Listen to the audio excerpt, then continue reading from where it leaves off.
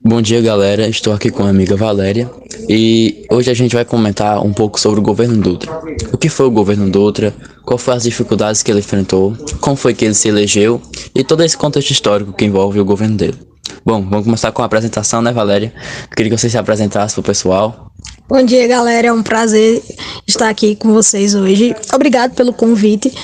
E, bom, sou graduada em História pela Universidade Regional do Cariri, técnica em Desenho da Construção Civil pela EP Padre João Bosco de Lima, a qual vocês pertencem.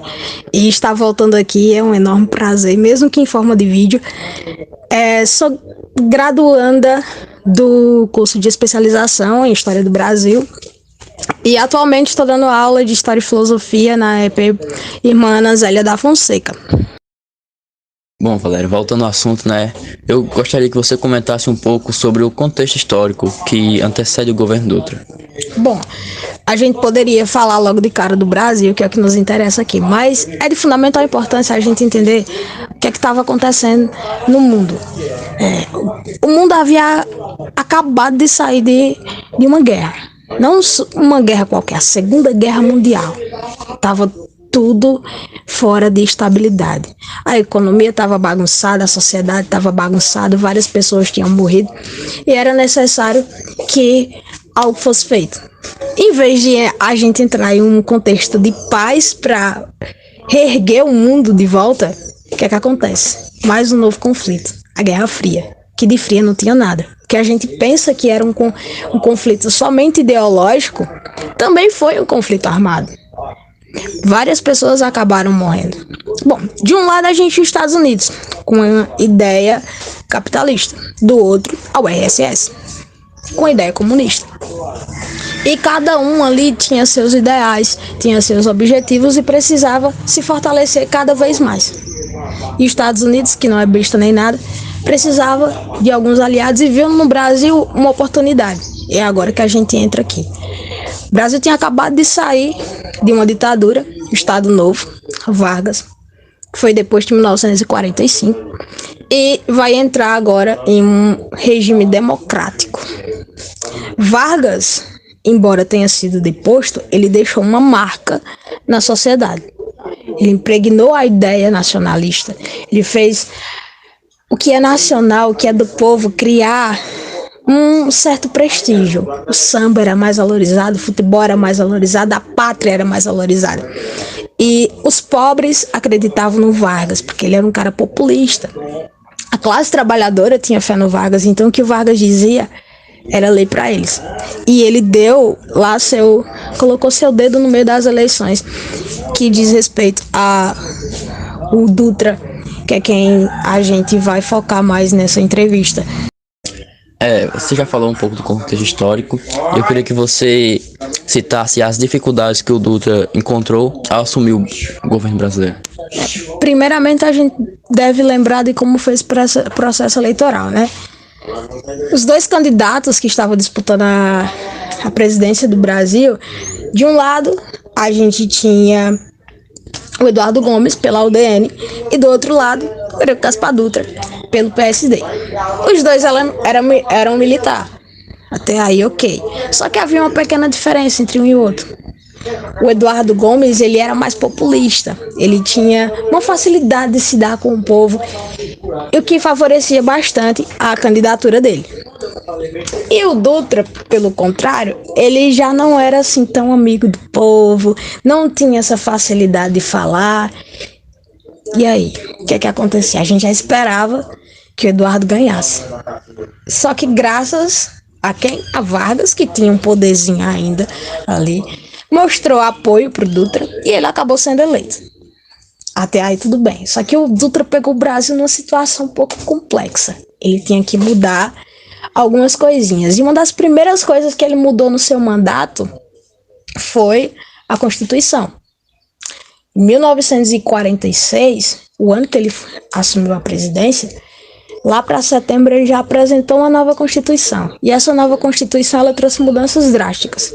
A primeira que eu posso citar aqui para vocês é que a pena de morte no Brasil acabou. Já não existe mais pena de morte.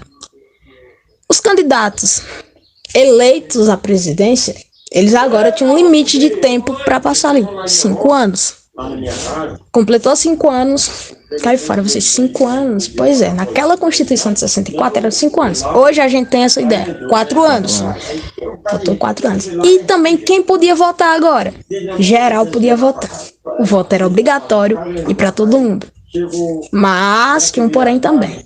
Todo mundo que tivesse mais de 18 anos, independente de cor, classe, religião ou sexo, homem ou mulher, tanto faz, poderia votar, se soubesse ler, ou seja, se fosse alfabetizado e não fosse indígena. Pois é, galera, indígenas e analfabetos ainda não podiam votar nessa nova Constituição. Outro ponto que vale a pena ressaltar também, das dificuldades que o Dutra teve que enfrentar, diz respeito ao posicionamento que o Brasil ia assumir dentro da Guerra Fria. De qual lado o Brasil ficaria? Dos Estados Unidos ou da URSS? Bom, o Brasil acabou ficando do lado dos Estados Unidos, porque seria mais vantajoso para ele. Por quê? Com a política de liberação econômica, o Brasil estava recebendo muita coisa. E estavam exportando também muita coisa. Então comprava e vendia, o mercado estava fluido. Em compensação, eles começaram a perseguir comunistas de novo. Olha só, a gente saiu de uma ditadura que era do governo Vargas, que era de um processo de perseguição e acabou entrando em outro sistema que também perseguia e oprimia. E a partir disso a gente entra também dentro do que a gente chama de desenvolvimento da economia. Para isso ele criou um plano. E que plano foi esse?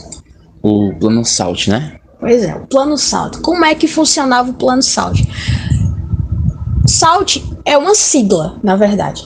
Cada letra simboliza uma coisa. O S representa a saúde. Dentro da saúde, os maiores investimentos que o Dutra fez foi a criação de 2 hospitais. A L ele juntou para poder falar de alimentação. Embora tivesse um plano que tivesse ali investindo, no Brasil ainda existia pessoas que morreram de fome. Então, o plano de alimentação ele não foi suprido como deveria. Dentro do T, a gente tem o transporte. Foi criadas várias rodovias, o que facilitou o acesso de um lugar para outro. E uma das principais rodovias criadas nesse processo foi a rodovia Dutra. E por último, de energia. Foi criada algumas siderúrgias dentro do país. E para não dizer que ele não investiu em educação também, foi criado o projeto de alfabetização. Ou seja, aquelas pessoas que não poderiam votar nas eleições passadas por conta que não sabiam ler e escrever, nas futuras poderiam. Porque o governo criou um projeto de alfabetização. E de certo modo isso favoreceu bastante o Brasil. E a economia acabou crescendo em 8%. O PIB brasileiro aumentou em 8% entre 1948 e 1950.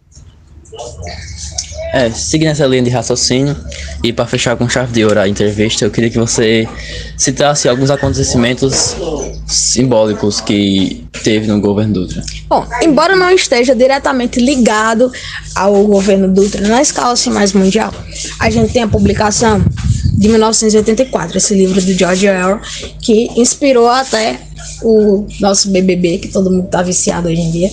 Também o Segundo Sexo, da Simone de Beauvoir, que é um momento ali, um livro ímpar para o movimento feminista e tudo mais.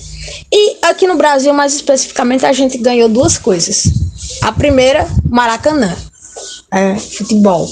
Cedíamos a uma das Copas, não ganhamos, chegamos perto, mas não foi nada tão vergonhoso quanto o 7-1 contra a Alemanha. E ganhamos também a TV Tupi, a primeira emissora de TV que o Brasil teve. Assistimos a Copa pela TV? Ainda não, foi pelo rádio. Mas nesse período a gente também acabou ganhando aí mais essa inovação para o Brasil. Então ele deu uma certa crescida e alegrou mais os corações dos brasileiros. Então, galera, é isso. Obrigada pelo convite. O prazer é nosso, viu? Bom, a gente vai terminar a entrevista. Foi isso que a gente apresentou. Queria agradecer a Valéria e a todos que colaboraram com a participação.